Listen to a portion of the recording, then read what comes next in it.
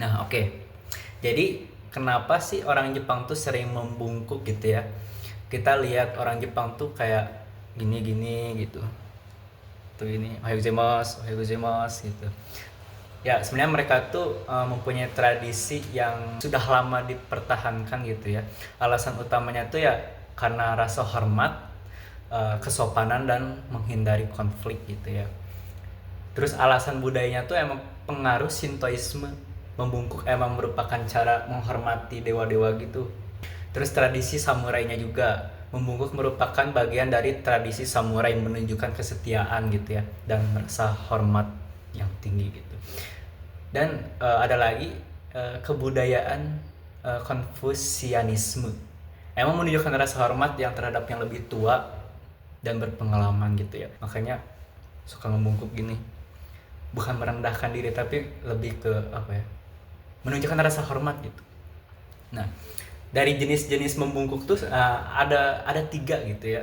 Dari yang kalau kita ketemu tuh cuma cuma dari 15 sampai 20 derajat lah segini gitu. Masih gini. Ohayou gitu. Terus yang itu namanya eshaku.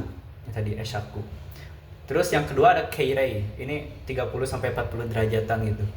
Itu untuk orang apa ya? Atasan atau enggak orang yang dihormati lah. Orang yang dihormati ya. Gitu. Nah, ada yang kayak yang 40 derajat. Ini namanya seikeirei. Yang tadi namanya keirei. Terus yang selanjutnya namanya seikeirei gitu. Ini eshaku, keirei, seikeirei. Oizaimasu. Oizaimasu gitu. Oizaimasu gitu pokoknya mah. Nah, yang terakhir tuh yang tadi seikeirei itu untuk orang yang apa ya? Bener-bener formal banget gitu. Yang benar-benar apa ya? Kita ke bos gitu ya. Nah, ada yang kayak yang bener-bener sampai apa ya? 70 derajat gitu ya. Itu tuh untuk meminta maaf gitu ya. Yang apa ya? Bener-bener merasa bersalah atas kesalahannya gitu. Gomenasai gitu. Tapi jarang sih gomenasai, tapi kayak sumimasen atau apa gitu ya. Lupa kalau nggak salah.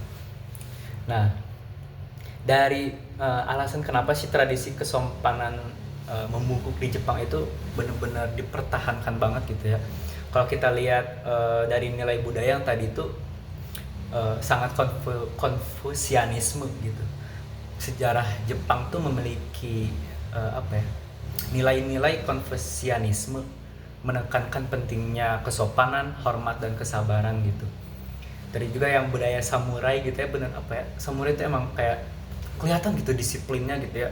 Nah, kalau kita membicarakan kenapa sih orang-orang tuh orang-orang Jepang tuh benar-benar mempertahankan tradisi ini gitu, tradisi membungkuk gitu ya. Emang dari nilai budayanya gitu ya, kebudayaan Konfusianisme gitu ya, benar-benar menghormati nilai-nilainya gitu ya, menekankan pentingnya kesopanan, hormat dan kesabaran gitu ya.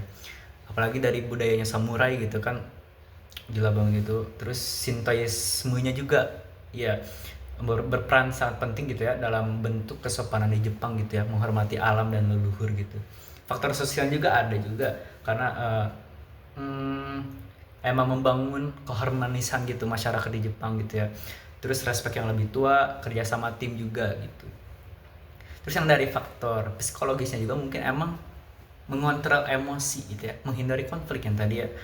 Jadi kalau kita membungkuk tuh kayak ngerasa apa ya, jadi bisa mengontrol diri lah gitu. Nah, terus juga mungkin ada kepuasan diri gitu ya, kesopanan juga memberikan rasa puas gitu, bangga dalam berinteraksi dengan orang lain gitu orang Jepang tuh. Yang ekonomi juga ya, dalam kerjasama dalam apa ya, perbisnisan gitu ya, membangun kepercayaan gitu. Terus dari pariwisata gitu ya, meningkatkan pendapatan negara gitu. Jadi orang-orang dari luar tuh kalau ke Jepang, oh gila ini orang Jepang sopan banget gitu ya. Ngerasa aman gitu di sini tuh gitu. Enak gitu. Terus dari faktor pendidikan juga emang mereka dari kecil emang udah diajarkan untuk membungkuk gitu. Jadi jangan aneh gitu ngeliat orang Jepang sopan banget gitu ya. Nah, kalau misalnya pertanyaannya, bisa nggak sih ini tradisi ini tuh diterapkan di masyarakat kita gitu, di masyarakat Indonesia gitu? agak susah sih kalau membicarakan suatu kelompok tuh bakal berubah semua, ya susah gitu. Cuman kalau dari misal nih ya, rata-rata kalau bisa dilestarikan bisa diterapkan di Indonesia gitu, mungkin dari apa ya, sekolah-sekolah tertentu atau kayak contohnya pesantren gitu ya. Kalau misalnya dari bisnis gitu ya, mungkin bisnis yang berhubungan dengan Jepang gitu ya kayaknya.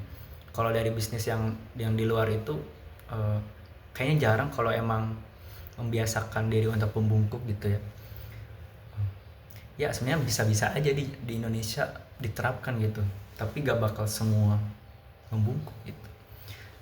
Mungkin dari kalian gitu ya, dari orang-orang yang udah apa ya, udah kenal banget sama Jepang gitu ya, membungkuk emang udah biasa gitu. Apa kadang-kadang gitu ya kita kalau ke orang jadi ngebungkuk juga gitu ya, karena ngelihat apa ya, ngelihat dari kehidupan di Jepang tuh kalau membungkuk tuh jadi merasa nyaman gitu, ada rasa hormat gitu kita tuh gitu. Ya beberapa orang di Indonesia udah banyak lah yang udah membungkuk juga gitu ya. Jadi mungkin yang terakhir gitu, apa sih peran psikologi pada Ojigi ini gitu, tradisi membungkuk ini gitu ya. Sebenarnya Ojigi itu bukan sekedar gerakan fisik tadi ya, yang tadi saya jelaskan, cuma dari tingkat kemiringan tubuh, durasi dan kecepatannya juga dapat menyampaikan berbagai emosi gitu, seperti hormat, permintaan maaf, dan terima kasih. Oke, itu juga apa ya, kedalaman membungkuk juga seringkali mencerminkan posisi sosial seseorang relatif terhadap orang yang dia sapa gitu ya. Jadi kayak teman, kayak bos yang tadi, dan juga dapat memperkuat ikatan sosial juga dan membangun rasa saling percaya. Berarti masuknya hubungan interpersonal. Nah yang kedua itu ada pengaturan diri. Jadi tradisi ini tuh bisa kendali emosi ya, yang tadi saya bilang. Terus menjadi disiplin diri, menuntut disiplin dan kesadaran akan tubuh. Jadi membuat tubuh kita tuh kadang spontan gitu, jadi membungkuk gitu, karena kita karena kita sudah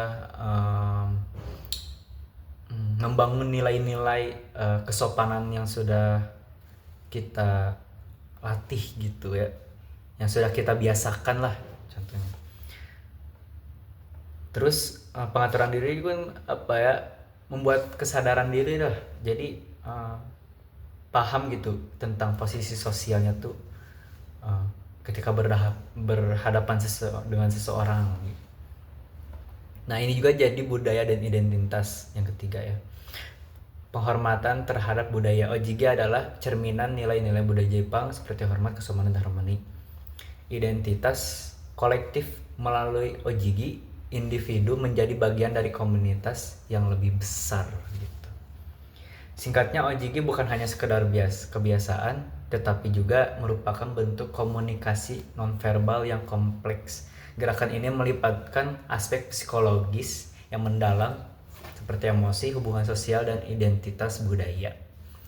Mungkin cukup sekian dari saya. Wassalamualaikum warahmatullahi wabarakatuh.